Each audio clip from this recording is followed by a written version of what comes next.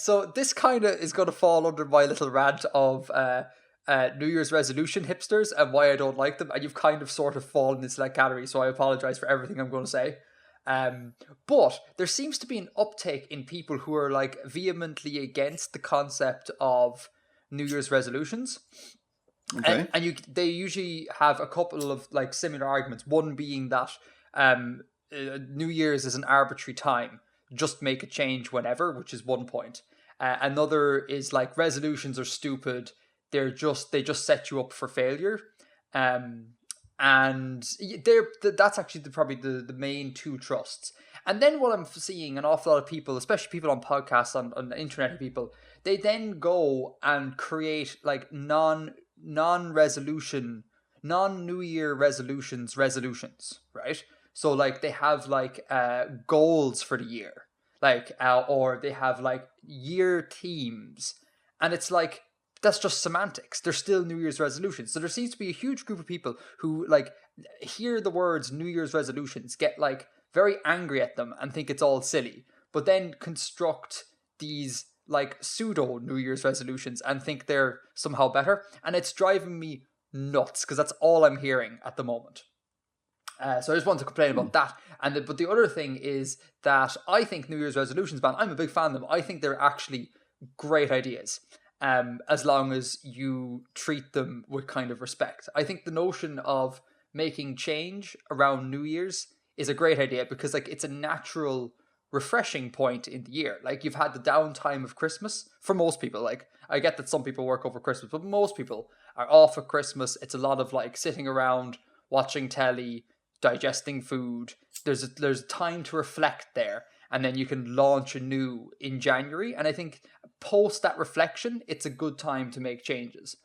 And then the other thing is, resolutions, I think are a really good idea as long as you don't beat yourself up if they don't happen. Like you should make a resolution and endeavor to do it as best as you can. If it doesn't happen, it doesn't happen. And that's cool. The trying is often as valuable as actually achieving the thing. So I just want to be one person on the internet who's pro New Year's resolutions and who thinks they're a great idea. And I'm anti these New Year resolution hipsters. I don't like this practice at all. So that's my rant, Bill. Those are all fair points. My New Year's resolution, in case you want to hear, is to learn how to swim. You can't swim. I cannot swim. No, I can swim like a rock. But I can't swim confidently.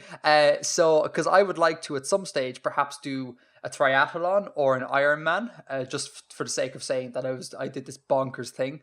And unfortunately, one must swim in these races. So I was like, 2019, I am going to learn how to swim. And it's on the to-do list for tomorrow to go ring up the local pool and see that I do adult swimming classes. So that's the thing I'm going to do. And yeah, I hope I can achieve it. Cool. But yeah, so that's my little rant. Shall we launch into follow-up? Let's do that. Okay, so today, Bill, you're in charge of follow-up because Bill has brought all the follow-up to the table, which is not usually what happens. Usually I bring the follow-up, or most of it. So, Bill, tell me, what's been going on in Artifexia? What would you like to talk about? Just two quick things. Well, actually, no. Three very quick things. First of all, I'm just gonna have a shout out to Vulcan Trekkie from the Reddit. Mm-hmm. We actually encountered each other elsewebs. Not on Reddit. Yes, and not directly through Artifexian. And we had a brief chat last month. So hello to Vulcan Trekkie. Some Napoleon fan group on Facebook or something, I'm assuming. Not even slightly, but not a bad guess. So hello to Vulcan Trekkie. Now the first thing of follow-up that I want to talk about is a Reddit comment from user E.Price. E.Price. Who asked us to comment on the world building in a couple of different properties. They said, next episode, if possible, I'd love to hear your opinions on the world building of the following, if you've seen them. The Good Place, Westworld, Rick and Morty, and the Kingkiller Chronicles. So are you familiar with any of these, Edgar? I I know of all of them bar The Good Place. Okay. But I have not read or watched or consumed any of them. Okie doke.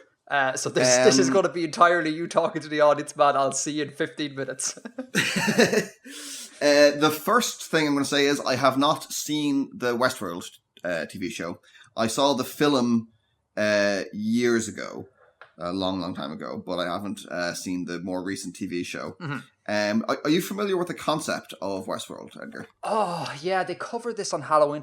Isn't it something about like it's the West, but like there's robots, and it's also like are we not in a simulation or something like that? Broadly speaking, yeah. I mean, I'm going to base this more on the film. Okay. But I assume it's a broadly similar premise. So Westworld is a science fiction film from the 70s in which these guys go to a theme park, and the theme park is entirely populated by robots. Mm-hmm. And you can just go there and do whatever you want. So you go to the theme park, and you are also the one they go to is kind of Wild West themed, and they can shoot anyone they want, and there's no consequences because everyone is robots. Oh. And so it's like this kind of like decadent, futuristic, violence, extravagance kind of thing. But what happens is the inhabitants of the theme park, the robots, malfunction, and they start operating beyond their original limits, and they go berserk and try and kill the guests. But okay, so the basic premise is a theme park where the attractions escape and start attacking the visitors. Right? Okay. Yeah.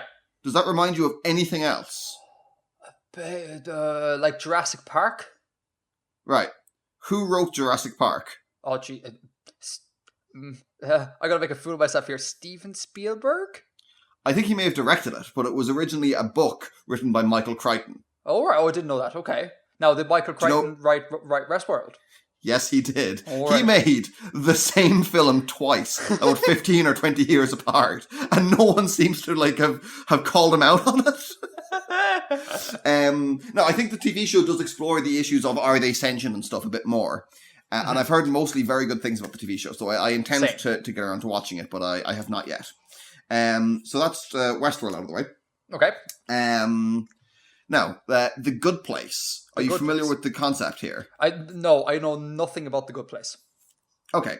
So the premise of The Good Place is, in the first episode, Kristen Bell is dead, and she's in the afterlife. Okay. And she learns that she has gotten into the good place in the afterlife.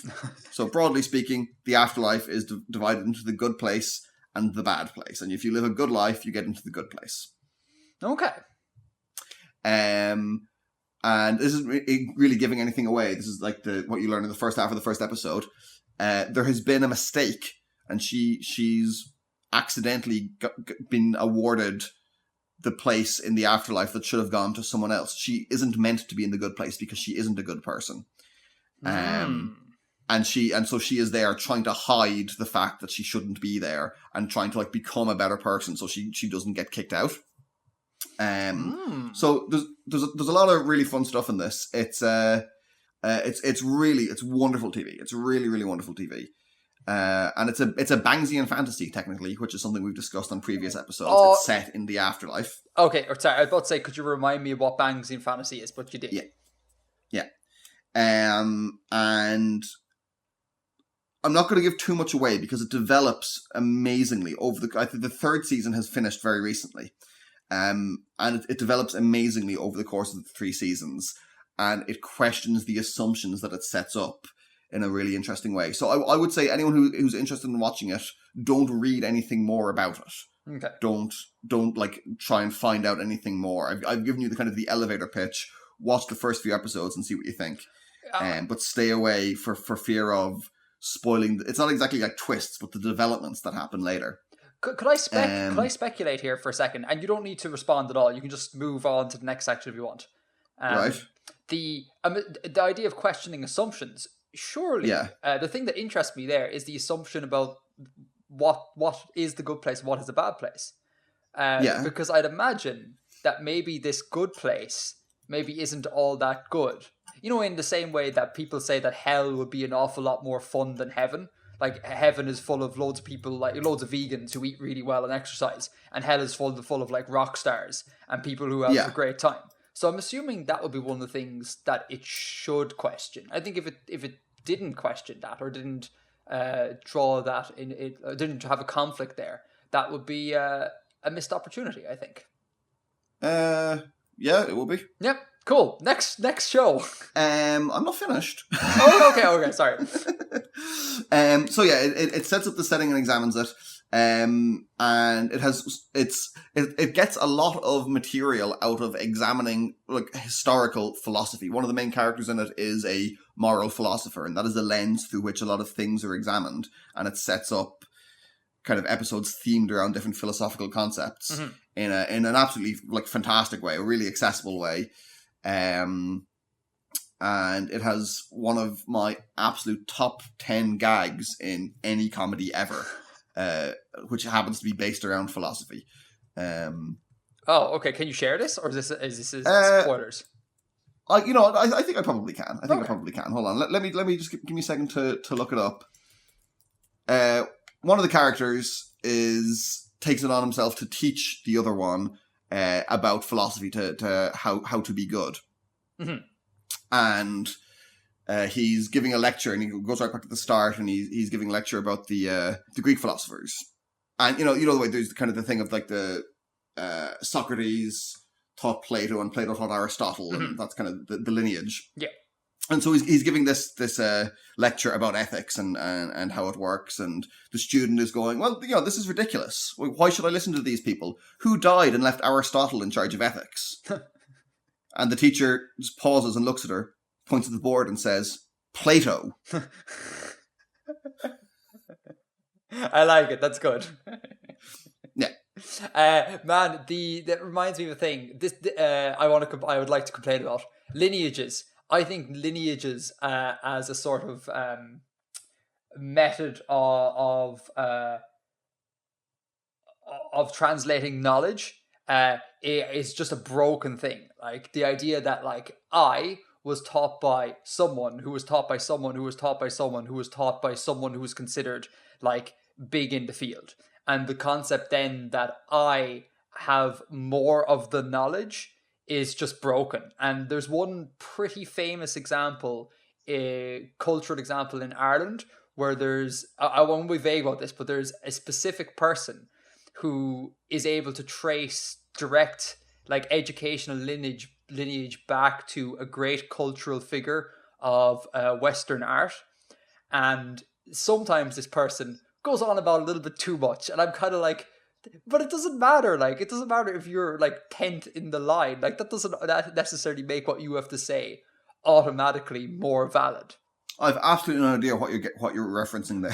Okay. This might be a beep thing, or I might just cut it because surely you must know this.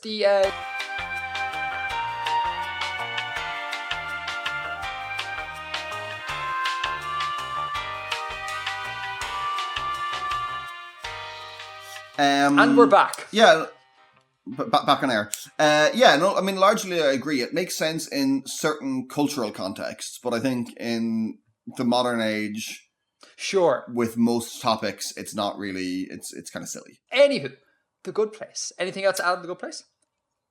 No, I think it's everything for The Good Place. Then we've got Rick and Morty. Which again I think is 3 seasons in, might be 4 now. So the Rick and Morty, the premise of Rick and Morty is, imagine you've seen Back to the Future, right? Yes.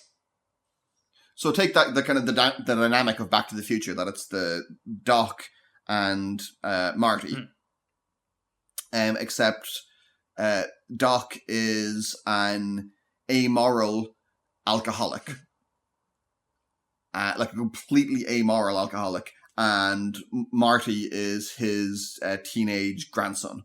Okay. And instead of being about time travel, it's about like space and alternate universes. It's essentially it's a comedy, but a very, very black one. It can be very, very nihilistic. And yeah, there's some good world building stuff in it, but essentially the world building is more just a thing to hang gags on, or the kind of the comic themes and the sort of philosophical themes are very much secondary to making a coherent, well thought out world, in my opinion. I mean, there's good stuff in there, but it doesn't hold up to intense scrutiny because of the nature of what it is. It's not necessarily a criticism. Sure. It's just, you don't try and get too much sense out of it or try and follow the logic too closely, because it's not going to lead you anywhere, really. What is a criticism of it, at least on my part, is that I just find it completely not funny. We watched a couple of episodes of it in your house before, and I just don't get Rick and Morty at all. It's not funny. In my house in Carlo? Yeah, it was we? pre or post, rather, a Star Wars recording. We just watched telly, and I remember being like, "Oh, I get why people find this funny, but it's really not for me. Just the humor just doesn't hit home with me." And yeah, okay. I mean, I enjoy it. I think it's worth a watch, and there's interesting ideas in it, but I wouldn't personally consider it to be great world building as such, because it has different goals. So the Kingkiller Chronicles is a series of novels by a guy called Patrick Rothfuss, and it appeals to me on a number of levels. It's very cleverly built, and it's very, very detailed. There's really a lot of thought has been put into the world building, and it is almost entirely that kind of world building that I like, in that it's from within the universe. Most of the story, like over 90% of the story, is being dictated by a character to another character. So it's this guy Kvothe telling his life story. Oh, wait a minute! It's the Name of the Wind. I do know this. This is amazing. Yeah. Oh, I didn't realize it was Kingkiller part Chronicles. of the King. I just read book 1. I didn't realize it was part of the Kingkiller Chronicle. Oh, okay. You haven't read the second one. I have not read the second one, so I need to amend my statement I said at the start. Clearly, the best world building and the best one of those 4 is Name of the Wind and the Kingkiller Chronicles. It's great. It's amazing. But yeah, you see what I mean about how it's that kind of in-universe world building. Yeah, for sure. Which I just recently realized that there's a very good term for that: diegetic world building.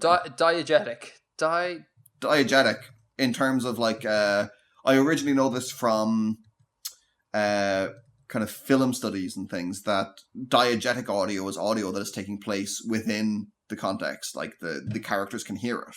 So sound effects, and if they're in a nightclub and there is music, that is all diegetic audio, but the score is non-diegetic. Oh, cool. Or like a narrator's voiceover is non-diegetic. Oh, very interesting. Oh, there you go. You indulge in a bit of diegetic world building. So I think that's quite a handy term for the kind of thing I'm into. And I saw it recently as well for discussing things within games. Like, if you have a map screen that you just you press M and it flashes up, and it's not connected to the actual player character's experience, that would be a non-diegetic map. But if you look at the map and the character takes it out of their pocket and opens up a piece of paper with a map on it, that's a diegetic map. Yeah, for sure. Which I think is a neat little distinction. So yeah, it's very much diegetic world building for the most part in Kingkiller Chronicles, because it is Kvothe's own telling of the story, and he's, as he admits this at the very beginning, he's an unreliable narrator. He is going to make stuff up. He's going to embellish things. He's going to make himself look class. He says at the very beginning that he comes from a race of storytellers, and that's kind of his thing. Yeah, I remember ages ago I read an AMA on Reddit with the author, and he had said something to the effect of that there are 6 or 7 different kinds of magic in the world, but he had described 4 of them. They may not be the exact numbers, but it's something like that. There were several, he had only described some of them, and some commenter went, okay, well, there's this one, and this is 6, and the author was, oh my, I can't believe you figured those out. I hadn't realized I'd given enough information for people to figure those out. That's really impressive. So there's obviously a lot has gone on behind the scenes that he hasn't explicitly stated, but he has worked in enough things that someone was able to figure out other stuff that he hadn't even realized he had presented, which is kind of cool. I mean, I think that sort of shows that there's a level of attention to detail in the world building. For sure, yeah. And yeah, you don't know, like, the image we have of the world, both like the physical, geographical world and kind of the cosmic relationships in the world, are quite limited. We only know what a bit of the world looks like, and we only know certain things about the kind of the cosmic hierarchy. So that's quite fun. Maybe that'll be resolved, or more will be revealed as the series goes on. But he hasn't given too much away. I mean, I know a lot of authors do that. They don't give away everything, but it's and I think he does it quite well in this. And if anyone if anyone has read the second book, and I encourage you to read the second book, the Fae in the setting are absolutely terrifying, and genuinely one of the scariest things I've read in literature is connected to the Fae in the second book. Cool. So those are the four properties. So out of the four of them, which do you think has the best world building?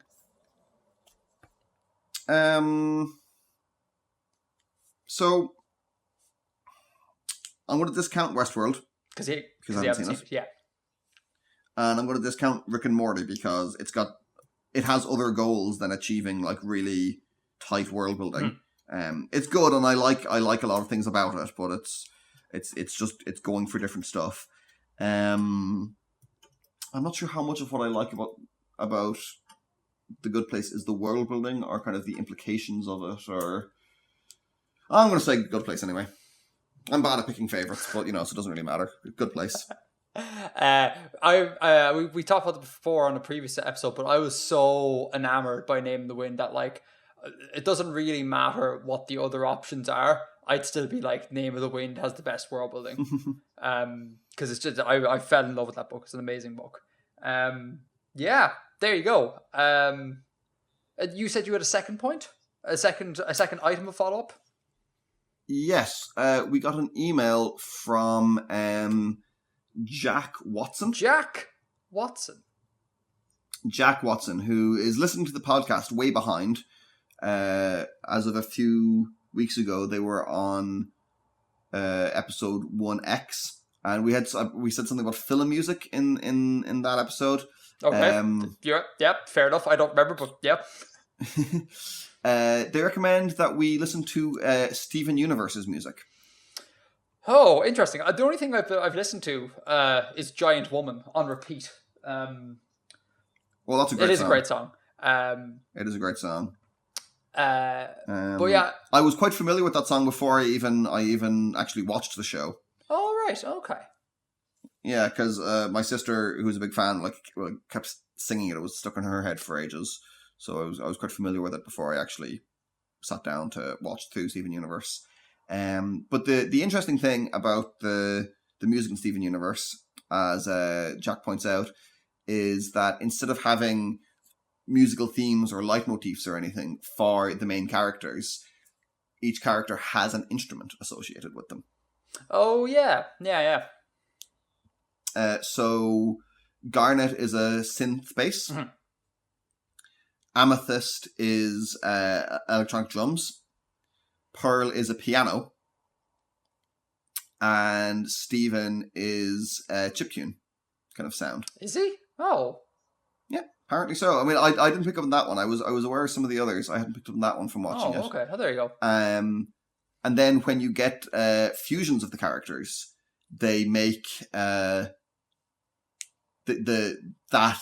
fusion character gets both of their sounds combined, or the music is written with both of the instruments.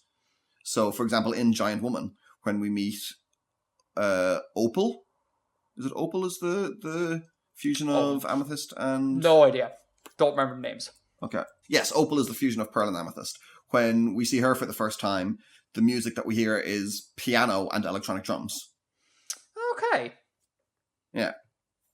And another thing is a lot of the characters, especially guest characters in fusions and stuff, are voiced by musicians. So Opal is voiced by Amy Mann, I think her name is. Just because music is such a big part of the show. Amy Mann. Sugalite is voiced by Nicki Minaj. Ha! Yes, love Nicki Minaj. And this will be mildly spoilery. We do eventually meet the Diamonds, or we encounter them in some way. And Blue Diamond is voiced by she's an Irish folk musician. Oh, no way. What's her name? Lisa Hannigan. Oh, Lisa Hannigan is amazing. Her stuff with Damien Rice was stunning. Absolutely stunning. I don't actually know her music that well. She just has this beautifully serene, like delicate fairy of the forest type voice. It's just she's great. I'll leave a link to some of her music in the show notes if anyone wants to check it out. Like I really love it. Man, you see what's really interesting about this is, and I'm gonna come across as being a classical music snob here, and I fully am aware of this, and I apologize in advance. But very often people are like, "Oh my god, the music in this thing is brilliant, and here's X reason," and then the X reason is explained, and you're kind of like, "Yeah, but that's kind of like real base level composition." Like having gone through classical music college, and having taken composition courses, dealing with like pretty high end abstract avant-garde music, everything outside of that is just kind of like, oh, that's really simplistic. Do you know what I mean? Like that's not revolutionary. It's not massively unique. It's not boundary pushing. It's just kind of like, oh yeah, assign an instrument to a character. Like this happens all the time in abstract instrumental music. And the idea that when they play together in abstract instrumental music, your brain kind of makes it so that these characters come together. So I don't know what the point of this is and what my commentary is, but my brain is always kind of like, yeah, that's cool. I remember covering these things in composition class. That's true, but I don't think anyone is, first of all, I don't think anyone is claiming that it is groundbreaking. I think they're just saying that it's kind of cool. And second of all, in composing for film and TV, I think leitmotifs would be the much more common way to go. Right. And composing on a commercial basis is a lot different to composing more abstractly. Like when you have to make the music for a TV show, and you have to have a certain amount delivered in a certain time, it's probably a bit harder to stick to things like that. Or, well, maybe it's easier in a way, but I think it's certainly a different context than just writing for, yourself, or writing for kind of a more high art. Yeah, that's setting. fair. That is fair. Maybe what I'm saying is kind of like I wish that some of the more high art stuff could trickle down. And we see more of the techniques that are used in like high abstract art filter into the commercial. Maybe that's what I'm saying. I don't know. In the same way that, the way when NASA launches a rocket up into space, you're like, that's cool and all, but you're also kind of like, I want that technology to trickle down so I can use it. So I'm kind of like, if great like contemporary composers have come up with all these amazing compositional tricks that are kind of largely outside of commercial and film music, I kind of want them to trickle down and see more of them. Hamilton, way I love Hamilton, I think it's great and all.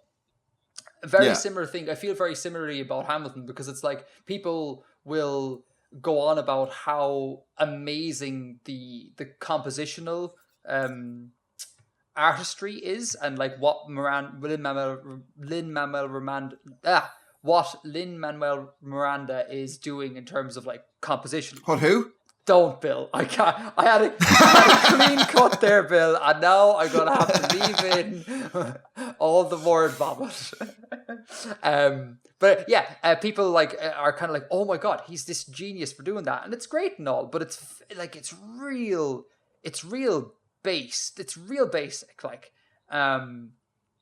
And yeah, again, it's not that it's not effective. It's not that it's not emotional or anything. It's just kind of like almost semester one of a composition class.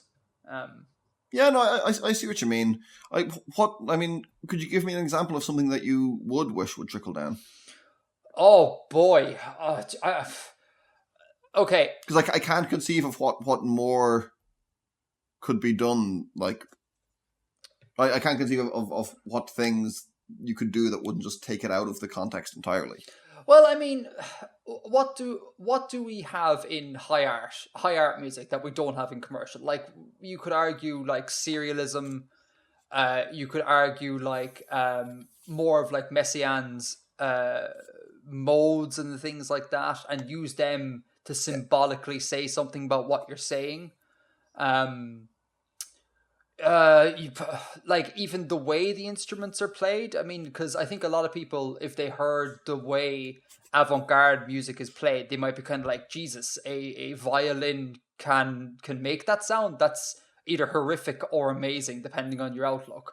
Because I think extended techniques get a reasonable amount of exposure in filmic music and sorry, things. what gets a reasonable amount of exposure? Extended techniques. Do they? Is that what you mean? Man, do they though? Yeah. Well, because hang on. Like everyone has grown up watching films always, right? And people have, even at the youngest age, people will sing back music from films. But then, I'm sure you had this experience too, when you go into music class in school and you're forced to kind of study these abstract, avant-garde, high-end pieces. People are like shocked that this is even a thing. People are always like, what is this horrific sound? Why would anyone create this? Like, as if this is like alien music that they've never experienced before in their life. So, whilst I'm not saying that there is no extended techniques in commercial and film music, I don't think it's so ubiquitous that people could be all like, oh yeah, that high art piece that I just listened to, that sounds a bit like the music from X film. I'm certainly not saying that it's ubiquitous, but I think it's there. And yeah, marginally, I would say. Man, like you hear clusters loads in music. You hear, especially with string music, you hear kind of modern and kind of late 20th century onwards compositional approaches in film music. Like Ligeti was used as a lot of the music in 2001: A Space Odyssey. Johnny Greenwood's film scores. Yeah. And I think serialism is kind of played out as a concept. I mean, it's over 100 years old, or it's pretty much 100 years old at this stage.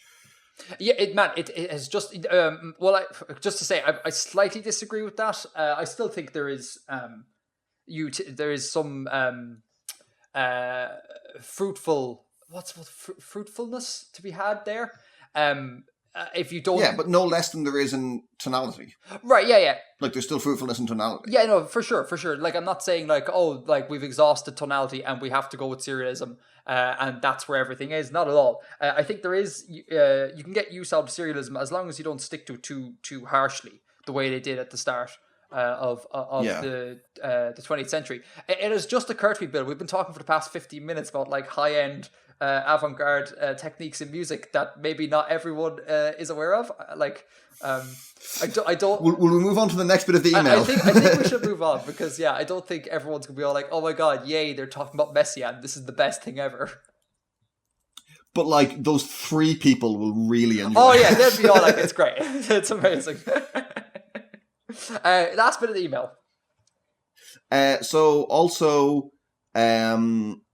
Also, Jack Watson wanted to ask us about the world building in Hitchhiker's Guide to the Galaxy, especially around the world building of Magrathea, which I had forgotten the name of, but Magrathea, as far as I remember, as far as I can tell, is the... wait, have you read Hitchhiker's Guide to the Galaxy? Man, it's been so long. It's been an age since I've watched the film as well. I've never actually seen the recent film.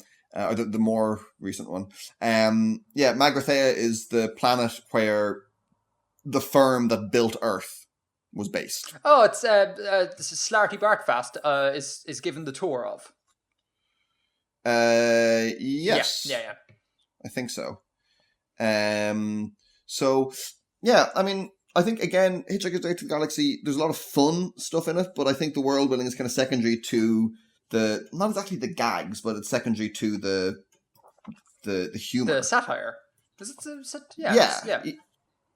Yeah, I mean, there's good stuff in it, but overall, I mean, I don't think it's super tight world building. And, he has a lot of good concepts that make fun points and make interesting and thoughtful points, but I wouldn't consider it to be really, really tight world building the way I would something like Good Place or King Killer. What I do like by Douglas Adams, though, is the Dirk Gently books. You got 2 Dirk Gently books, which are very, very good. I think you've talked about these before. Hold on. I think I have, yeah. Dirk Gently. It's amazing how when you've been doing a podcast for like 4 years that you repeat yourself. Dirk, the Holistic Detective Agency. This sounds familiar, man. That's the first one, and the second one is The Long Dark Tea Time of the Soul. And there's a TV series of it as well, which came out a few years ago. I think it's had 3 series, and it was cancelled in the last few months. Starring Frodo. Yes. Yeah. Yes, Elijah Wood is in it. Which I did not like at all when I watched the first episode of, or the first few episodes of. I thought they got a lot of things very, very wrong about it. And that's not even just like being a purist. I just thought it was kind of going for an entirely different kind of feel. It didn't have the same heart at all. And I thought that Dirk Gently was really, really badly cast. It was a completely different kind of character. But I've also heard people say that it's a really, really good show. And I've gotten the impression they may have consciously made some of those choices that led it to being different as a way of playing with the original material. So I might give it another shot. Yeah, okay, cool. I'll stick links in the show notes so people can go check it out. All right, traditional world building. Do you want to give us a little bit of background, and then do you want to launch into your piece of prose? There is no map, listeners. I know we all wanted a map. There's no map. I wanted a map. People in the Reddit wanted a map, but Bill doesn't care about us. So what he's done is he's wrote another piece of prose, and we all just have to be fine with that. Yeah, so it's another piece of prose. Once again, we're on romance. And there are a couple of links here to, not direct links, but a couple of things that you might pick up on from previous installations of things that have happened in romance. So, yeah, I'll just fire into it.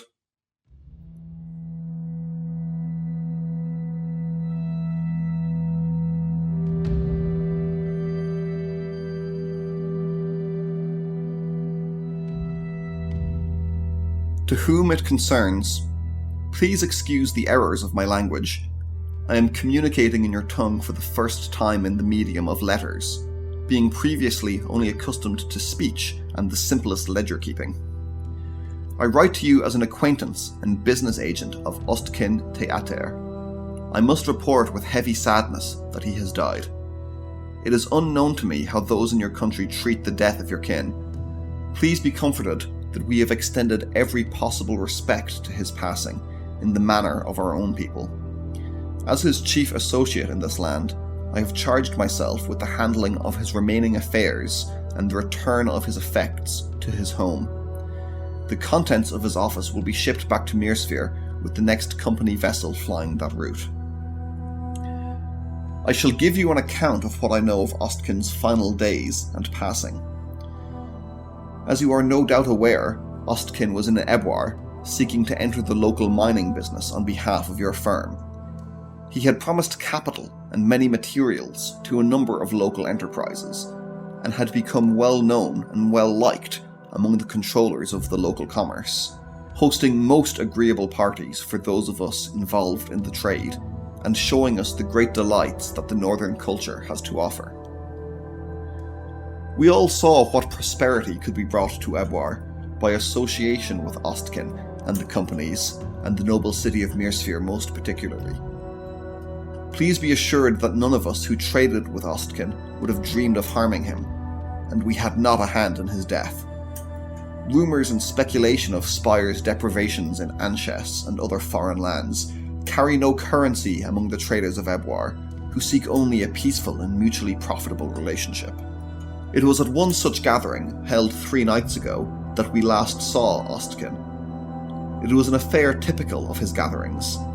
A dozen or so local captains of enterprise, a handful of company officers, Ostkin himself, and on this occasion 2 more unusual figures, an Erthan river trader, and a curious person of obscure origin, a squat man with skin the colour of Azen wood and peculiar clothing, claiming to be a nomadic trader.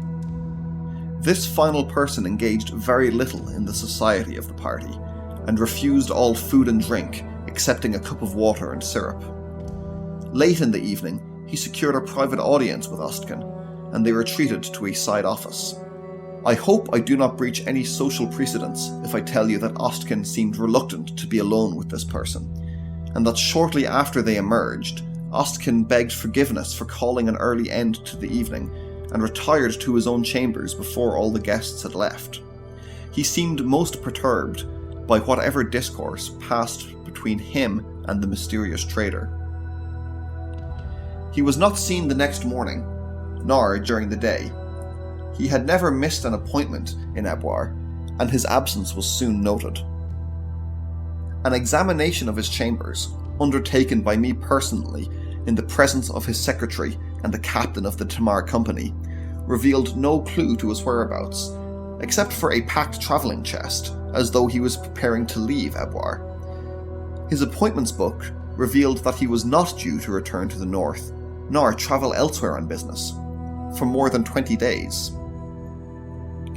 It was last night, on the evening of the 2nd day of his disappearance, that his body was discovered at an abandoned mine not far from the company's shipfield, which Ostkin was considering acquiring and reopening under the management of your firm. A local boy, tasked with exploring the workings, spied him through the window of the mine office. Though he had been missing for less than 2 full days, he appeared to have suffered a great illness. His skin was drawn, his face was gaunt, and he appeared much older than his years. No cause of his death could be definitively established, though an older mine captain summoned by the boy confided in me that it greatly resembled a wasting disease that afflicted the miners of Anches, where he once worked in his youth. No such disease has ever been known among the Ebwari. A further curiosity arose from this tragic situation. The office in which Ostkin was discovered was locked, but no key was found within the room. The only copy was in a workshop across the yard. Thus I must unfortunately assume that malicious agency or foul play is somehow involved in Ostkin's passing. I regret that I must communicate with you under such tragic circumstances. I regret further that the acquisition of the mine by your firm will no longer be possible, as we do not wish to open up a working that may have poisonous airs so close to our homes. The delivery of Ostkin's effects to your offices has been arranged, and should any further issues pertaining to his business here arise, I will contact you immediately. With blessings, Tare Lamin, Business Agent.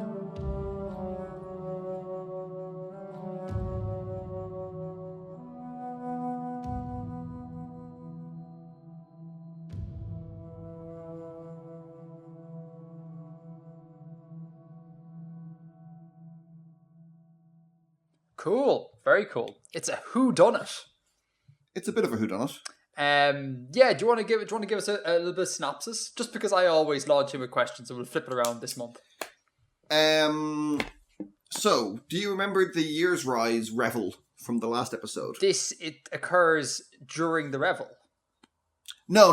It's the revel took place in Utvev. This is in Ebwar, which is many, many hundreds of miles away. Oh, okay. But this is the same festival? No. No? Okay. So what's the tie-in from the last time? Do you remember who hosted the party? No. It was hosted by a licensed prospector, which is something you asked me about. Oh, yes. And I said that a licensed prospector was a sort of colonial sort of business enterprise. Oh, very cool. Okay. Right. That's what Ostkin is. Ostkin is a licensed prospector. He is a licensed, or he was a licensed prospector. Well, he was. Now he did. Yeah. Okay, and we don't know who killed him, but we suspect it's I have it underlined here.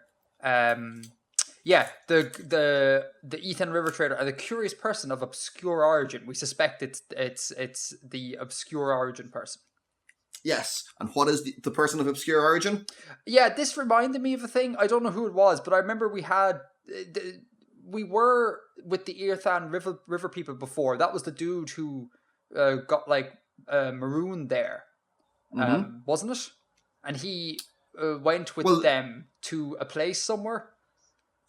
Oh yeah, no, he went with them to Lansk, I think it was where that marooned party of smugglers was headed. Possibly that's not the person now, is it? It is not. It is not. Do we know this person? Have we? Is it? It is not a specific person, but they certainly have been mentioned as traders before. Oh, okay. All right. Well, I'm not going to remember because the story comes in one page every month, so it's hard to keep track. But I'm assuming then the listeners could piece it together if they are so inclined. I reckon so. Oh, interesting. Cool. Let me have a look at what I underlined. Yeah, I underlined the thing. The contents of his office will be shipped back to Mirsphere with the next company vessel flying that route. And I thought to myself, we had mention of a vessel carrying some relics, or something valuable, and that made me immediately think that maybe this license prospector guy is holding on to something valuable, and we've already come across its transport before. I know you probably can't comment on that, but that's what my brain came to. No, the contents of Ostkin's office are not what was being searched for. Okay, so they're literally just returning his stuff back to his family or whatever. Yeah, so Vistan was looking for some kind of relic that had been lost to his crowd. That's not what Ostkin isn't involved in that. Oh, okay, cool. Then I underlined the Ethan River Trader and the curious person because I was like, we've definitely met someone who has dealt with the Ethan River people, but we went through that. Yep. What's this part here? It revealed no clue whereabouts except for a pack travel. Oh right, okay, yeah. So I've underlined the bit here where the writer of the piece and a captain of the Tamar company went in and examined Oskin's office, and they found the pack traveling chest as if he was preparing to leave Ebwar, but he had not said that he was going to do this. And then, I don't know, I suppose the question I wanted to ask around that is, what did this obscure person say to him to make him be all like, I gotta leave right now? Or because I'm assuming if the person came in there and was like, I'm going to kill you, Oskin's not going to be like, hang on now, let me pack whilst I try and make my escape. He would just run for it, So I'm assuming that obscure person threatened them with something, or threatened his company with something, and the guy was like, logical. You what? That would be a logical conclusion. Sorry, I interrupted you there. No, yeah, I was just rambling. That is essentially that was my thesis. So again, I realize it's not fruitful in asking you these questions, but the question would be, what was said to Oskin? What was the threat? Something about his past was what was said. He was being made to reckon with his past.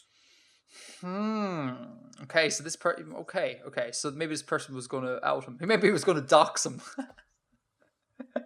And then okay. Oh yeah, and then I was going to ask about the illness. You say here, his skin was. This is of Oskin, who was dead.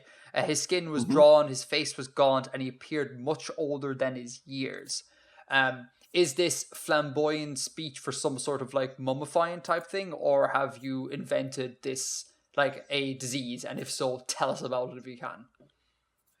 No, it's literally just his body looked as though he had died of a disease which had, in the not too distant past, been known to afflict miners the industry that Ostkin worked in Anshes, which is another region kind of between the Spire's kind of land and Ebwar.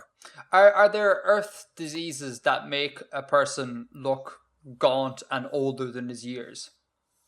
Or is or is this borderline magical, as in he looks like he has aged a ton here, or is it just you're using descriptive flowery language? I mean, being a miner isn't the healthiest profession, especially before modern protective equipment. No, but what I mean is, okay, hang on. All right, let's say we take a miner, and the miner looks really old and haggard, right? They get this disease, and then a day later, do they suddenly look like they're 100 years older, right? Like, no. Oh, so that's not a fact of the world. So you are just using flowery language to describe the sickness, not to describe a made up. Oh no! Like he looked as though he had suffered and died of this illness, but in a time frame in which he could not have gone through the entire illness. Right. Okay. Fair enough. And there's nothing magical about the illness. It's just a nondescript illness that miners get. The illness that the miners get is not magical. Okay. Cool. No. But suffering it within 2 days could well be. Okay, so I'm assuming there's obviously some sort of poisoning or something happening there. I would imagine. And remember how like magic and poison are kind of conflated ideas in some contexts. Oh, very good. Very cool. I like it. And then the last thing I've underlined here is I regret further that the acquisition of the mine by your firm will no longer be possible, as we do not wish to open up a working that may have poisonous airs so close to our homes. And I guess that made me think that that was the assassin's endgame, to make sure that the whatever business dealings they had done in terms of setting up these mines don't happen. So there's obviously something going on there. Just speculation. I have no question there. It's just speculation. Okay. Yeah. Oh, and then one last thing. This is not related to. It's kind of an anecdote. You say at the very start, I am communicating in your tongue for the first time in the medium of letters, being previously only accustomed to speech and the simplest ledger keeping. You, my friend, have described my father, and it's made me really nostalgic. The dad used to always... Dad used to always speak of... So my father's German, for anyone who doesn't know. So he obviously grew up speaking German. He moved to Saudi Arabia for work, much like the way young people today move to like Southeast Asia to like do TEFL things. Saudi Arabia apparently in the like 70s, 80s was a bit of a hotspot for this. I don't really know. But he moved there anyways, and he began to learn English there because he had to communicate with the English world via his work.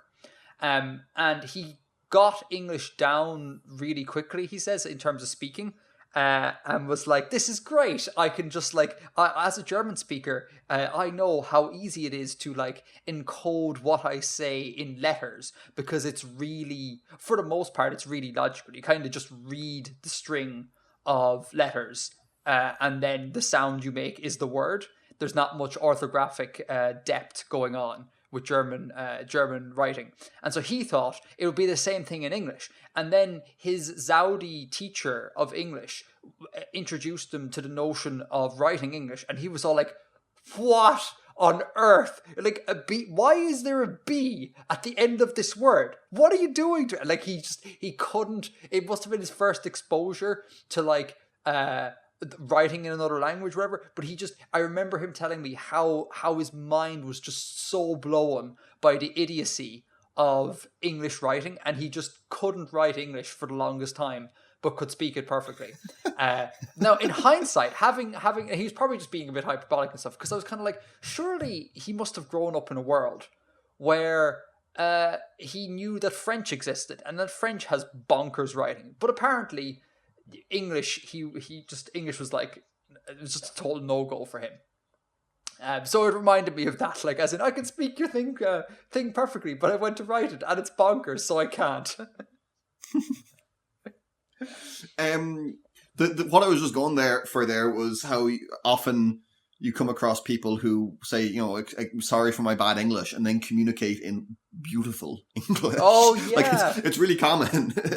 Like, we get that sometimes in, like, emails and, like, comments on the Reddit and stuff. People say, oh, like, sorry for my bad English, it's not my first language. And they are completely coherent. Yup. I can always... So I put this at the start here. It's like, oh, no, I'm communicating in your tongue for the first time. Please excuse the errors. And then, you know, actually quite verbose language. So just a little gag on my part. Yeah, and it's very, very eloquent. I guarantee that people in the Reddit who are not English is not their first language, I guarantee you they speak English better than I do. 100%. 100%. But I like it. It's cool. I really enjoy, man, that you are sticking with romance. I really enjoy that we're not hopping around the place. It's although it is quite hard to follow, being that it's one post per month. But it is kind of cool trying to like piece together the web of what's going on. So I as always, I would encourage a map, but I added to that, I would encourage you to just keep it romance. Oh, and also last episode, loads of people, like, we get comments and emails being all like, I love the last episode, in very general terms, but loads of people were kind of like, I specifically really loved the episode, and Bill's world building was really great in it. Oh, cool! Because I think it was very of the moment, because it was a Christmas piece for Christmas, you know, or a New Year's piece rather. So I would encourage you, if you have time and you can work it in, to do more of that, like to do a, I don't know, well, we won't get to do it now, but like a Valentine's piece, like a love story for Valentine's Day, or a nationalism story for St. Patrick's Day, or something like that. Because I think it ties it in really well, and it gives a sense of festivity to this segment of the show. So yeah, those are the things I'm putting on my adding to the wish list. Sure thing. Cool. Any Easter eggs in this that I've missed? Any Easter eggs? Let me just have a quick reread over it. I don't think so. So I mean, obviously you know what the companies are. The Tamar company. That's where Yartlen and the character from last episode's letter are employed. So there are multiple companies, one of which is the Tamar company. Yes. It's pretty much all. Cool. Pretty much all what we've covered. Cool. Excellent. Yeah, man, fully enjoyed. Looking forward to a follow-up of it. Cool beans. All right. Will we? Oh, geez, I was about to say will we stop and save, but no, we should like continue doing the main topic where I talk about my things. Yes, let's do that. Okay, I have a couple of things to bring up, because it has been ages since we recorded because of the whole Christmas break. So I would like to talk briefly about my latest video, Verbal Mood Part 1. It'll be in the description. And I also want to talk about one point of follow-up around the Q&A I did for Christmas, because I think it's an interesting conversation. Cool. So on the point of verbal mood, really quickly, I just want to bring up two mistakes. I got some languages like geographically wrong. Like I was like, oh, here's an example from X language, and I have a little like beacon on my world map in the video that says where the language is, and a couple of them I just forgot to move the bloody beacon when making the graphics. So that's a thing that was pointed out by a number of people, and I want to flag. I'm going to link to, as inspired by one of the listeners, I am going to link to the errata document that I have now created. So all the corrections for Artifexian are now going to go in this Google Doc. And after every video, I would encourage everyone to check out the Google Doc and see if there's anything in there that needs amending. So that's all I have to say about Verbal Mood. It was really well received. People were kind of like, yeah, no, I dig it. There's not much wrong in there. So I was like, cool.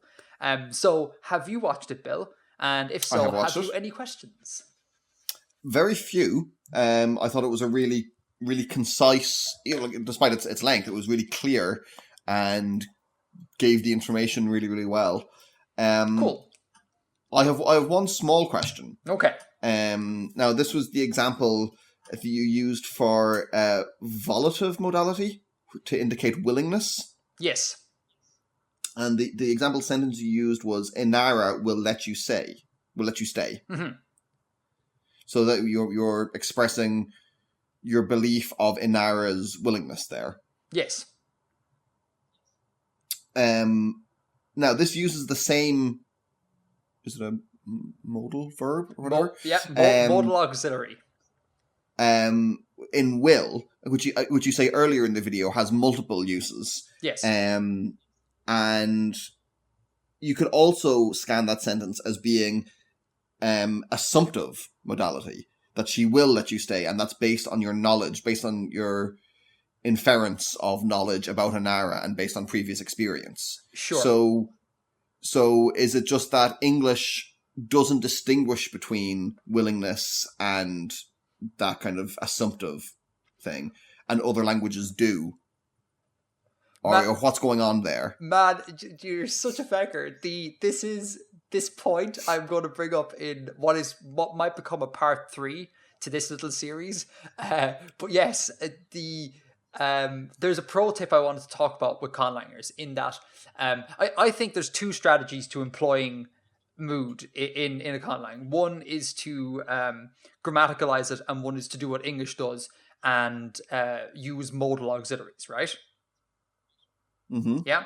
Now, the pro tip I was going to give conlangers is that I would encourage them not to do specifically what English does, because the range of meanings English associates to each of its verbs, each of its modal verbs, are very English centric. Like, they're not like standard across all modal systems. So English is quite unique in, say, assigning whatever the 4 or 5 different values are to will.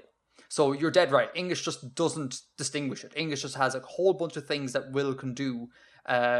Future, assumptive. What was it? Well, the actual example in the video. Volative. It just doesn't distinguish, and it's like kind of context that we can parse this. But if one is creating their own Protolang and they want to use modal auxiliaries, I would encourage people to like pull apart these meanings.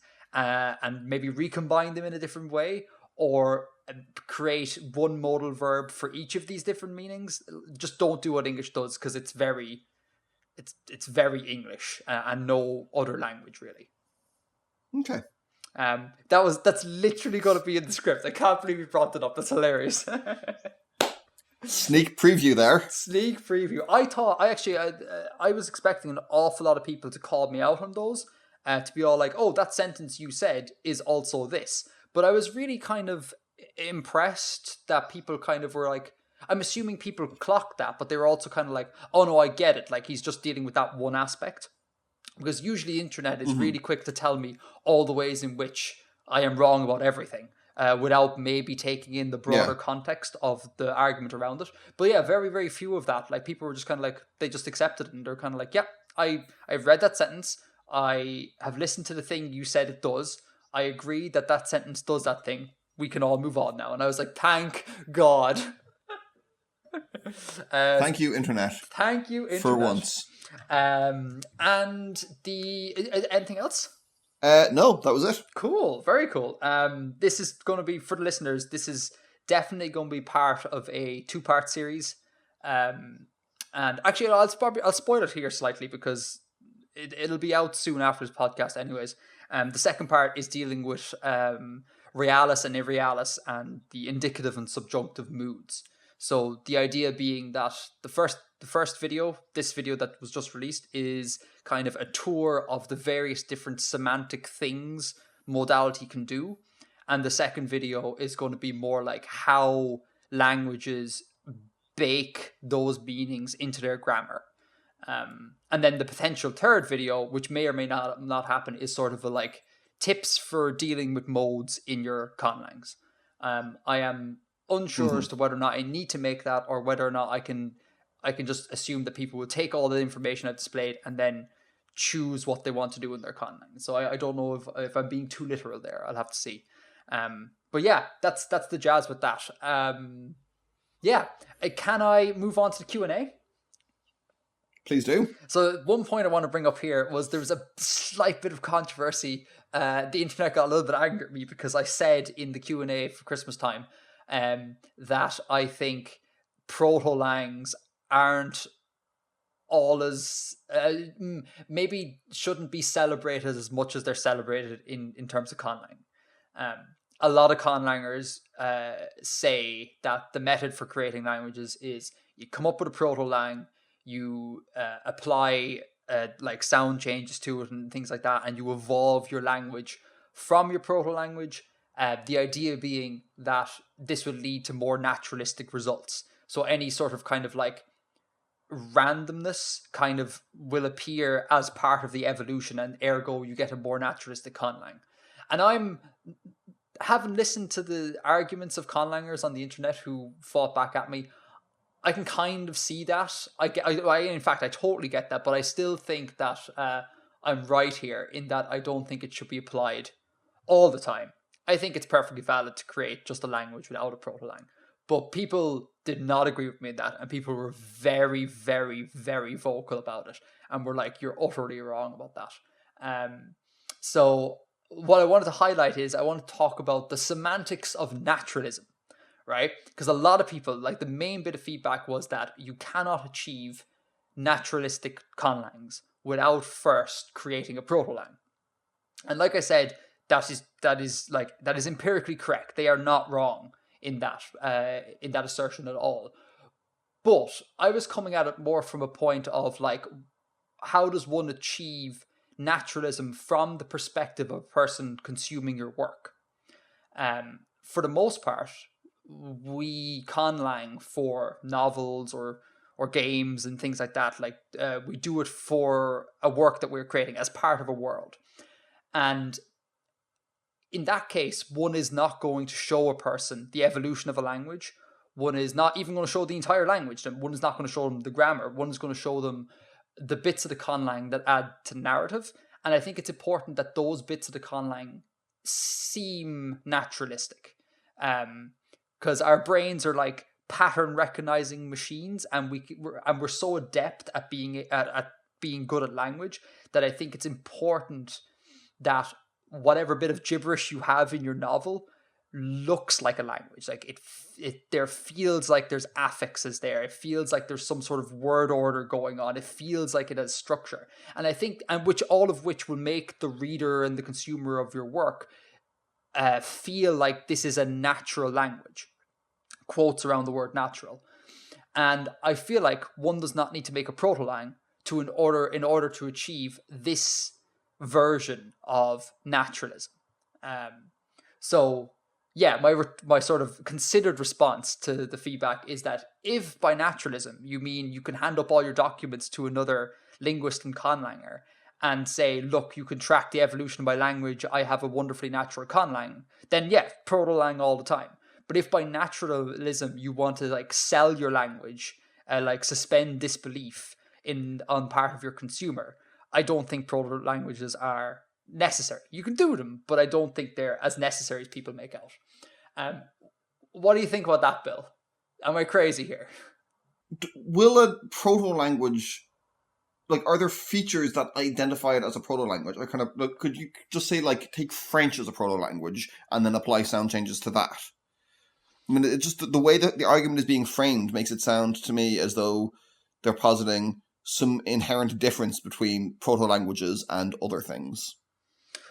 No, they're not. No, there is no inherent difference. The difference, the utility of it is the evolution from it, right? Because like in evolving it, you will create randomness, like I said, and that creates naturalism.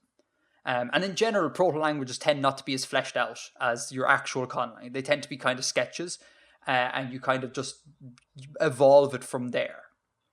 It's a bit circular. If I was really critical, I'd be kind of like, you made a thing to make a thing, and you're in charge of making both those things. Ergo, like, there's no real naturalism there because like everything's being constructed by you. But that's me being a bit harsh. Does that answer your question? Kind of. Elaborate. I think maybe I just don't understand the bounds of the argument well enough. Okay. I might link you some of the comments. In fact, I'll just link you whole threads after the show and see what you think. Right. Because I want to make it clear, I do think there is a utility in proto-langs. I really do. because you can suddenly end up with like, I don't know, like let's say for example, in German, this isn't going to be a perfect example because I haven't considered it, but let's just go with me here, internet. In German, you have like definite articles that look identical to one another, but perform very different functions. So let's take der Hund, right, which is the dog, and that word der is masculine, nominative masculine, definite article. But you can also say a thing like in der Küche, which is in the kitchen, but the there in that context is a dative feminine, which is entirely different, right? It's performing an entirely different role. You what? I gotcha. Yeah, I follow. Cool. And it's performing an entire different role, but they look the same. And whilst I don't know if this is how they actually evolve like this, in a conlang sort of sense, you can get those sort of disparate elements looking the same because of the evolution from where they came. Do you know, like in their line, so they might be different elements. In the hypothetical Proto-German, they would have been different and they evolved to be the same thing. Right, exactly. They might have been different. Like, let's say, for example, again, these are really rough examples because I'm doing it on the fly, but let's say in hypothetical Proto-German, they were, the masculine nominative was dera, and dative feminine was dero. And then something happened in the language where all final vowels were dropped. And shock horror, you have der on there. So there is utility in it for sure. I just don't know whether or not that utility is needed to sell a conlang to readers or watchers of your work. But no conlang agrees with me. Like, a very, very strong opinions. People are like, no, Edgar, you're entirely wrong. You don't understand the power here. And I'm like, I do. I just think I have a different take on it. And also, I really do think it's quite daunting if you're a new conlanger, and someone goes, "Oh yeah, you know the way Tolkien made up all the languages? You can do that too." And then the person's like, "Oh, that's amazing!" And then you're like, "Okay, we're going to make an ancient version of your language first, and then we're going to apply all of these things to it, all of which have a whole bunch of technical terms with them on them, because it's not, you can't just do whatever. You should try and do something that actual human languages do." You do all that, and then from there, then you get your language. Like, if that was told to me when I first learned what conlang was, I'd be like, that seems way too technical, way too hard. I just can't do that. I'm just going to make up gibberish instead, which I think is not the correct way of framing how to get people into this. To be like, you're new to conlang, let's make up a language, and then if you get super advanced into it, then you can look at the other stuff. Is my opinion, but yeah. I get you. Again, based on what I've said, and I realize I'm not giving you the full thing here because there's no one on the other side. Is what I'm saying like logical at all, or are you kind of like? No, I'm on board. Like, you don't need it in order to make something that is effective for the audience. Okay. It's not necessary to go through that process as far as the audience reception is concerned. It is one method of doing that, but it's not necessarily the only way to do it. And I think that was my biggest issue, because it is often framed like it is necessary that you do this. Like, there's no discussion. Like, and again, in a lot of the feedback I got from it, there was lots of like, one must make a proto-lang with must like underlined, italics and bold, and it's that sort of like monolithic, like there is but this one way, that I'm kind of rallying against a little bit, because like with any art form, there's never just one way. There's always multiple ways, and you should choose a way that you are interested in, is the most effective, is the most applicable, etc. I think. Now, listeners, there will definitely be some conlangers still who will be all like, no, Edgar, you're still horrifically wrong. I very, very, very, very much want you to tear me apart in the Reddit here, because I would very much like to do follow-up next time where Bill has a chance to hear your arguments and to maybe have a bit of a back and forth with Bill over this, and see, can we have a fully informed discussion about this, because I think this notion is quite fascinating, and I'd like to do that. So please do tear me apart in the Reddit, folks. I'm giving you permission. You can go hard. And yeah, that's that in my end. If you've nothing else to add, Bill, I think we should launch into the green room. Bill, I would like to launch into the third installment of the Bank of Artifexia, TM. Bank of Artifexia, let's do it. Okay, so we got 3... I say we. I got 3 new letters this month, plus I got some Russian money from a source that is to remain... wants to remain anonymous. Interesting. It's not Putin. So the first letter I want to get to is a letter from Miriam, which I will pull out here in front of me. Hold on. And Miriam comes all the way from lovely Ottawa in Canada, which I hear North America is under a savage snowstorm at the moment. So I hope you're keeping well, Miriam. Miriam sent us. Oh, FYI, the Dropbox file should have pictures for you, so you should open that. Sure. Miriam sent us some money in quotes. She sent us Canadian Tire vouchers.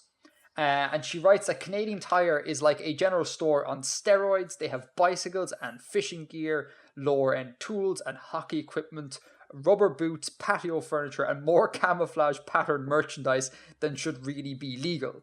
These bills, in quotes, are redeemable coupons you get when you spend above a certain amount, and they come in 5, 10, 25, 50, and $1 Canadian dollar vouchers. And they go on to say that basically every Canadian, they're so ubiquitous that every Canadian has at least some lying somewhere in their house. So now I am one of those Canadians. I'm one of those faux Canadians, which is pretty cool. They apologize for not sending real money. I am just as thrilled to receive this sort of joke thing. So if anyone wants to send fake or fictional coinage my way, or even paper notes, please do. I think it's just class. And can it be redeemed in Canadian Tire shops? It can be. I can now spend 35 cents in a Canadian Tire shop if I'm ever in Canada. Brilliant. Life is going well for me. And Miriam finishes up by saying, thank you both for all the work you put into this podcast. It's one of my favourite things to look forward to every month. To which I add, it should be your favourite, period. And I believe Miriam may also be a Patreon, or at least we have a patron who is also called Miriam. So if that happens to be you, Miriam, thanks a million for supporting the show. You help us do what we do. And thank you so much. Yeah, which is really cool. So that was Miriam and her Canadian Tire, 2 Canadian Tire vouchers. The next one I want to get to is Andrea from the States, in particular from Wisconsin. And Andrea sends, and again, it's in front of you in a Dropbox there. Andrea sends a very cool a note, a $2 note, which I hear is not that common. Okay. So I now have a $1 and a $2, and there's a cool story related to this. This was given to a friend of theirs, I think. Hold on, give me a second. Yeah, it was given to a friend of theirs by someone at a camp, at a sort of summer camp thing, who gave this person a whole bunch of these $2 bills and said, quote, "spread the joy." And the notion that this joy has now been spread across the Atlantic to little old Ireland, and it's now sitting in my note collection, fills me with such joy. Like, I look at it, I'm kind of like, that came from like Wisconsin via this other person who probably had them all over the world somewhere else, and it's just like, so good. Love it so much. And Andrea goes on to say that apparently the back of the $2 note, which I'm going to get this wrong, Americans, I think is the signing of like the Declaration of Independence or the signing of the Constitution or whatever. It's a whole bunch of white dudes in a room signing a bit of paper. Apparently, if you check the back of the $2 note with the actual paintings that they have, there's huge discrepancies and just things are just completely wrong. Which I think is particularly funny coming from like a hyper patriotic nation who really cares about this sort of thing. That it's just very messed up on the back. So I will leave some images in the show notes for people. But thank you, Andrea. And then finally, now this one, I'm going heads up here. This one is sad and touching and just wonderful. And I had a little, I may have had a little moment when this arrived in the door. This comes from, actually, do you know what? I'm going to leave this anonymous just to be 100% kosher. This comes from a person from Massachusetts in the US. You know who you are, person.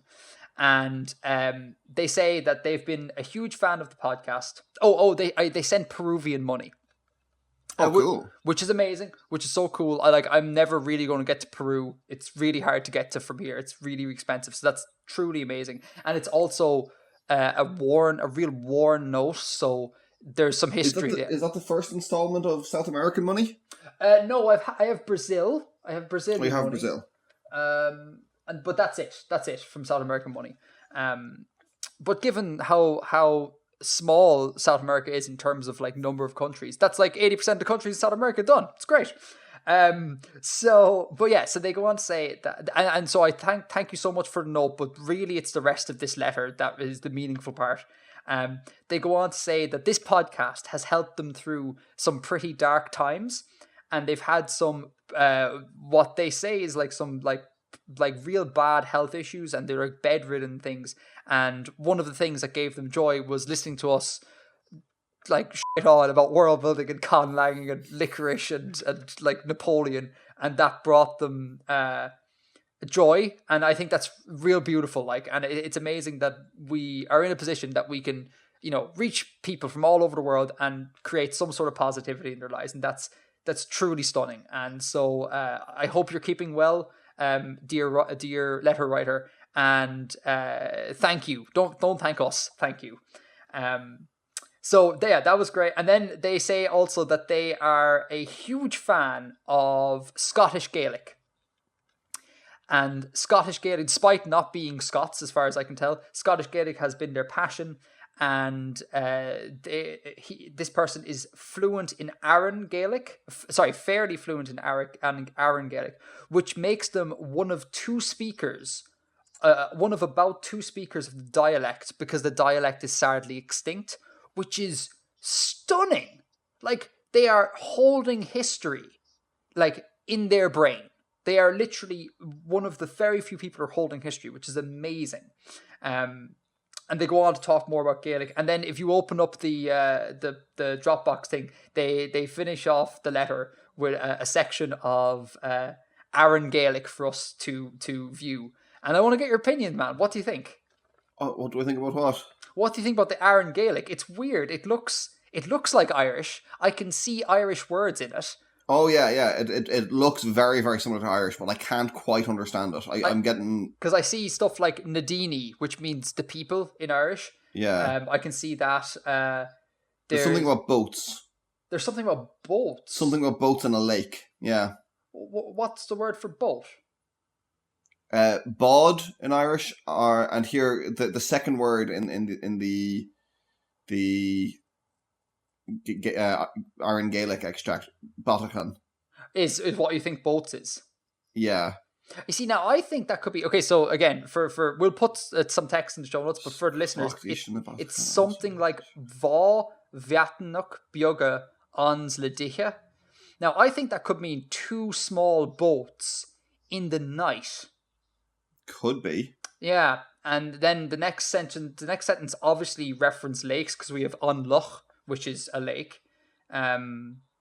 Egshud sounds like it's like a proceeding or traveling forward in time. That's unshoot. It's an N, not a G. Sorry, not a G, yeah. August, the word and is there. That's always good, nice and familiar. So yeah, it's amazing. It looks so like Irish, but it just looks so not like Irish. It's really cool to see, like. Something about every day in the next sentence. Díobhar na dtíne fad sé ar an gachlacha. Yeah, gachlacha sounds like gachlaw. Fuair na bachnach a riamh. See, my Irish isn't that good that I would necessarily be able to understand this directly if it was exactly in Irish. It's my Irish goes up and down, and it's not great at the moment. No, it's this is one of my soft resolutions for the year. Like I talked about earlier, that you shouldn't be worried if you don't hit them. But one of the things I'm going to try to aim to do is to sign up for some sort of Irish class or some sort of like meetup with Irish speakers just to get some modicum of Irish back in my brain, because I think For sure. I think it is, like, not to get all patriotic here, but I think it actually is a little bit shocking that we collectively don't take more interest in it, because like if not us, then who? No one else is going to keep the Irish language alive, and it's a beautiful thing and it should be kept alive. So that's a thing that I would very much like to do if I can find the necessary resources. But anyhow, they one last thing is they ask us in the letter here. My question for you and Bill is, did you ever learn about dialects of Irish in Irish class in school? Did your teachers ever mention mutual intelligibility between Irish, Scottish Gaelic and Manx? I'm presuming not, because Irish is taught very poorly in schools, but what are your thoughts? So do you remember? I have a sort of anecdotes around this, but do you want to fill us in on what you remember? We learn about dialects of Irish for sure, because we have to be a bit familiar with Ulster Irish because it might turn up in like listening comprehensions and things.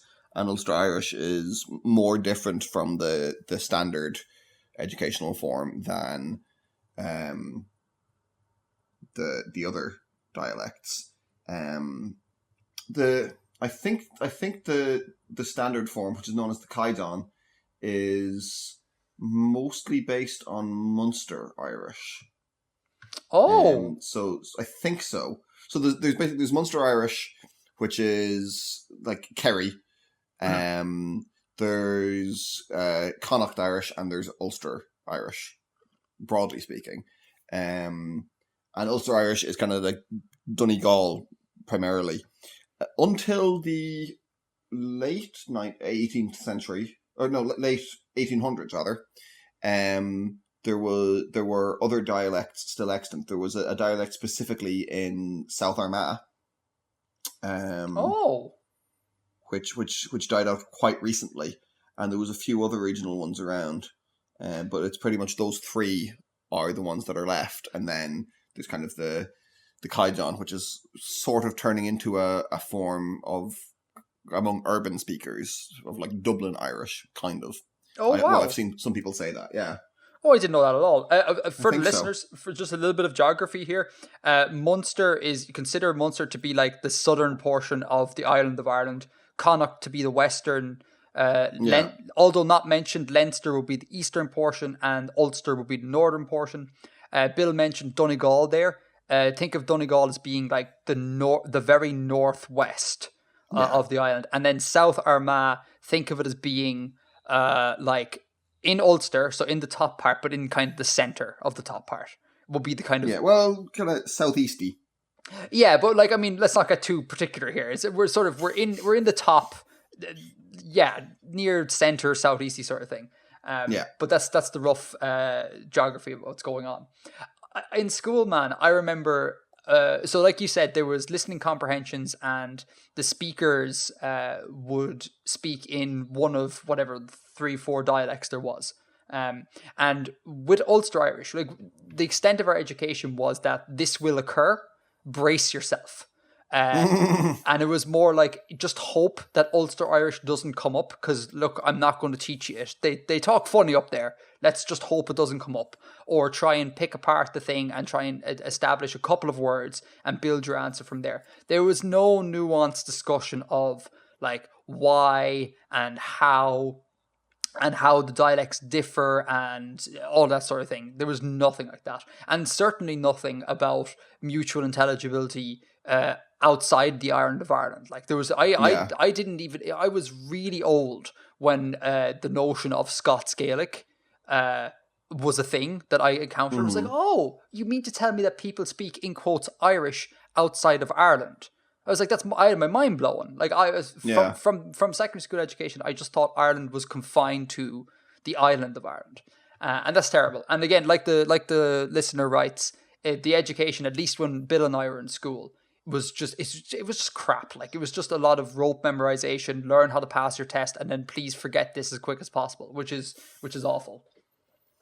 I mean, apparently, as late as the mid 1800s, you could go from, from the southwest of Ireland, the Munster area, Dingle and things like that. You could walk all the way across the island and then get a boat to the Hebrides in Scotland, and there wouldn't be anywhere where people in the one town couldn't understand people in the next town. You might not be fully comprehended, as a Kerry person in the Hebrides, but at every stage there would just be a slight change. It was what's called a dialect continuum, and it spanned like the whole way, like kind of northeast across the island and into Scotland, and possibly even to the Scottish mainland. I'm not sure how widely spoken Scots Gaelic was on the mainland at the time. But yeah, like there was a dialect continuum there as late as that. Yeah, which is crazy. Like, and again, it's a really I think, patriotism here, but I think Ireland is quite a fascinating little linguistic area. And Ireland, including bits of Scotland and Isle of Man and things like that. And it's a shame that we don't learn about these things at all, I remember I said ages ago, I don't know if I put this on air, but I definitely talked to you about it, that I was tracing my family lineage. Mm-hmm. And so I traced it back to like mid to early late 1800s on the Irish side. The German side was a little bit harder because a thing happened in the middle of the 20th century, which we don't talk about, and that makes records a little bit difficult. But on the Ireland side, I got it back to the mid to early 1800s, and I found that we, like the Grunwalds, the Edgars, we came from Scotland originally. So part of my sort of headcanon with regards to my lineage is that we were like Scots Gaelic speakers. We came down through Ulster, because this is the route that my family says was taken. It came down through Ulster, through Donegal, and then landed in the place that we landed. And I like to think that, we were Scots Gaelic speakers, and we ended up being, just before English became a thing, we ended up speaking like Irish and all that. And that sort of linguistic evolution I find really, really interesting. So what time did you leave Scotland on that side? So when I tracked it back to like the mid to early 1800s, we were still in Ireland. And right. I asked around, and now this is anecdotal, so I don't know for sure, but I asked around, and all family members were like, prior to that, so say late 1700s, we were in Scotland. We started coming down in the 1700s, and we were in Ireland in the 1800s. So you're too late to be Galloglass, but you may be planters. I may be what now? You may have been planters. May have been planters. I don't want to be planters. Oh dear. Oh dear. I don't know, actually. I wonder. I mean, obviously I don't know, but from what I've established, from what I could establish, we've been like working class people, just solidly always. So I don't. Oh my god, your quality just got amazing there. Weird. Oh my god, you're perfectly clear now. You were like a robot this entire section. But anyway, we were all we were was farmers. That's it. There was no other jobs listed in any of the censuses. It was just always farmers. So I would find it a little bit hard to think that we came from quasi aristocracy and then became like salt of the earth farmers. But you didn't, like, planters could just be regular folk. Oh, I thought planters were kind of like, again, my history's not great here, so please elucidate here. But wasn't it just like that England was like, we need to colonize, just go there and take some land and make a living. But surely that wasn't offered to just like regular peasants. Like that you must have been like rich or wealthy or something. I don't think so. I don't think necessarily. Oh, right. Oh, then maybe we were planters, so that's terrible. Although the colonists, I mean, I'm just having a quick look at the Ulster plantation thing. It's been a little while since I've studied it. They were required to be English-speaking, Protestant, and loyal to the king. But that's in the 1600s. So yeah, I don't know. It'd be interesting. I would love to try and get back. And they probably would have been lowland Scots more so then. I don't know. Either way, even if we turn out to be planters, like like the bad guys, so to speak, it doesn't bother me really because I mean you're not responsible for your past. It's not you. Yeah, it's not me, and it's good to know these things and to understand your origins. I think, but yeah, you're not. Yeah, like because I mean, that's a thing that I really had to like come to terms with before I started doing family tree because I'm half German, and again, there was that thing that happened in the middle of the 20th century, and you're kind of like, do you really want to know what happened? And then you have to be like, that's not me. Like I'm not that person whatsoever. But it is important to face that, I think. But yeah, anyway, so that was a long-winded answer to what Irish was like in school. It was abysmal. It was awful. And I remember, I may have said this on the previous podcast, but I remember one particular Irish teacher who was so angry at us for not caring about Irish, and I would argue we didn't care about Irish because the teaching was terrible, and there was no enthusiasm around the subject. But this person was so angry at us that they stood up in front of the class one day and basically told us all that if we're not interested in Irish, we are not Irish, and if we feel that way, we should just leave the country. And I remember as a 15-year-old being all like, hang on, pal, don't talk to me like that. Like that, because I found that sort of like aggressive, like nationalistic thing just made me, as a teenager, like hate the language. Because I was like, well, if the language breeds these sort of people, why would I want to speak this silly ass language? Whereas, like, obviously, later Gaelic speakers I've met, they're all lovely folk, you know, and they're just enthusiastic about sharing the language with you, which is the way it should be. But that one teacher, man, I couldn't believe that was uttered in a classroom. It was awful. Yeah, that's really bad, and I think probably not a very uncommon experience. Yeah, and it's like I said, it is ridiculous. But yeah, so that was Bank of Artifexia. Thank you so much. It's been how many months has it been? I think we've done 3 installments, so it's been 3 months at least of this. And I swear to God, I'm still so ecstatic when stuff comes through the door. It's great. So please keep sending stuff. Real money, but keep it low denomination. Fake money, fictional money, just a letter, whatever. Just send me stuff in the mail and we'll top on the podcast. It brings me great joy. So from South America, you have Peruvian and Brazilian now. Peruvian and Brazilian, yes. Well, in a month or 5 weeks, you might have some Argentinian as well. Bill, look at that for a segue. Listeners, we all what a good segue I did. We all need to take a second here just to appreciate how good that segue is, because this is an important public service announcement, and Bill just slipped into it like the correct size foot into a shoe. It's great. Like a knife into butter. Like exactly. So you are going to South America. So I'm going to South America for 4 weeks.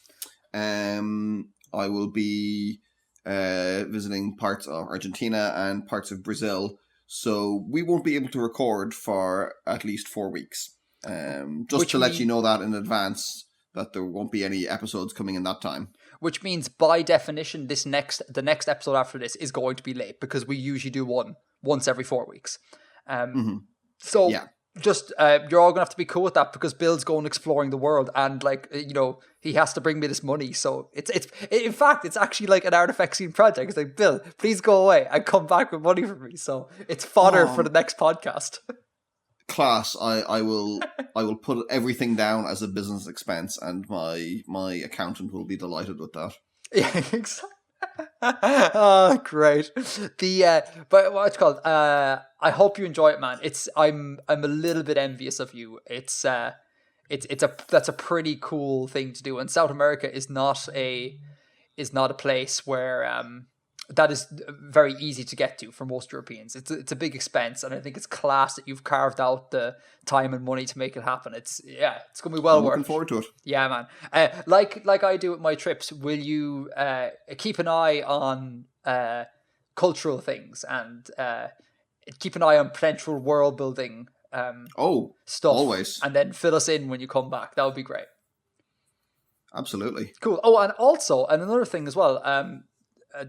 Don't feel I assume, and I'm speaking for the listeners here as well, don't feel pressure to write a thing for next month if you don't have to, because you get off the plane just a couple of days before we're going to schedule the next recording. So you can just totally take the world building part to just be like adventures in Bill Land. Like, don't worry about it.